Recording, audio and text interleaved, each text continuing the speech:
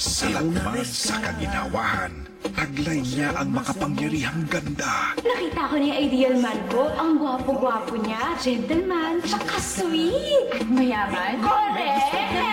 Nang dahil sa ambisyon, magagawa niyang traidorin ang kaibigang si Maribel at susubuking agawin ang lalaking kanyang minamahal. Paninindigan niya ay masusubukan. Nakita ko na rin ang taong maglalayo sa akin sa lugar na to. Nang mahulog ang loob niya sa isang lalaking salat sa kayamanan, pero sa kanya'y tunay na nagmamahal. Napakaswerte naman talaga ni Maribel. Mapapasakin ka din, Hector. Sino ang kanyang pipiliin?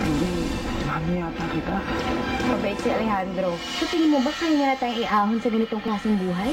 Ngayong Pebrero, isang babae ang magpapaikot ng kanilang mundo. Ruby, ngayong February 15, pagkatapos ng Habang May Buhay.